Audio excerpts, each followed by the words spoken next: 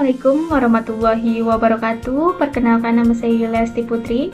Saya merupakan mahasiswa dari Universitas Teknokrat Indonesia, Prodi Sistem Informasi, Fakultas Teknik dan Ilmu Komputer dengan NPM 223110077.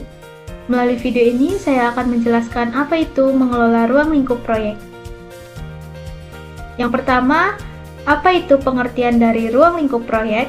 Ruang lingkup proyek adalah elemen penting dalam manajemen proyek yang mencakup semua hasil kerja yang harus dicapai untuk memenuhi tujuan proyek. Dengan ruang lingkup yang terdefinisi dengan baik, tim proyek dapat menghindari pekerjaan tambahan yang tidak direncanakan atau sering disebut scope creep.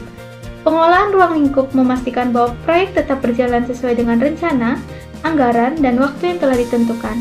Keberhasilan proyek sangat bergantung pada kemampuan manajer proyek untuk mengelola ruang lingkup secara efektif, menjaga komunikasi yang baik, dan mengatasi tantangan yang muncul. Selanjutnya adalah proses pengelolaan ruang lingkup proyek. Pengelolaan ruang lingkup proyek melibatkan beberapa tahapan utama yang saling berkesinambungan. Langkah pertama adalah perencanaan ruang lingkup, di mana tujuan, batasan, dan deliverable proyek dirumuskan secara rinci. Selanjutnya, tim proyek membuat Work Breakdown Struktur (WBS) untuk membagi proyek menjadi bagian-bagian yang lebih kecil, sehingga pekerjaan menjadi lebih terstruktur dengan mudah dikelola. Setelah itu, dilakukan validasi ruang lingkup untuk mendapatkan persetujuan dan stakeholder bahwa deliverable proyek sudah sesuai dengan harapan mereka. Tahap terakhir adalah pengendalian ruang lingkup, di mana setiap perubahan yang diusulkan selama proyek berlangsung dikelola dan dievaluasi untuk memastikan dampaknya pada anggaran dan jadwal proyek. Lalu selanjutnya adalah tantangan dalam pengelolaan ruang lingkup proyek. Salah satu tantangan terbesar dalam mengelola ruang lingkup proyek adalah scope creep, yaitu penambahan pekerjaan yang tidak direncanakan, yang dapat menyebabkan proyek melampaui batas anggaran dan waktu. Selain itu, kurangnya komunikasi antara tim proyek dan stakeholder sering kali menjadi penyebab kesalahpahaman dan perubahan yang tidak diperlukan.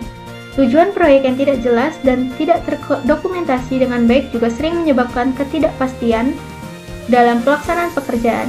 Untuk mengatasi tantangan ini, diperlukan dokumentasi yang jelas, pengendalian perubahan yang ketat, dan komunikasi yang terbuka serta teratur antara semua pihak yang terlibat dalam proyek. Selanjutnya adalah studi kasus atau contoh nyata. Dalam sebuah proyek pengembangan aplikasi mobile untuk e-commerce, ruang lingkup proyek awalnya mencakup fitur utama seperti katalog produk, sistem pembayaran, dan notifikasi pesanan. Namun, selama proyek berlangsung, stakeholder meminta tambahan fitur seperti chatbot dan integrasi dengan media sosial. Karena tidak ada proses pengendalian perubahan yang baik, tim proyek mengalami kesulitan memenuhi permintaan tersebut. Tanpa mengorbankan anggaran dengan jadwal, akhirnya proyek mengalami keterlambatan 3 bulan dan anggaran membengkak hingga 20%. Studi kasus ini menyebabkan pentingnya perencanaan yang matang dan pengendalian perubahan yang efektif untuk menjaga proyek tetap sesuai dengan ruang lingkup. Itu saja yang dapat saya sampaikan. Saya akhiri. Wassalamualaikum warahmatullahi wabarakatuh.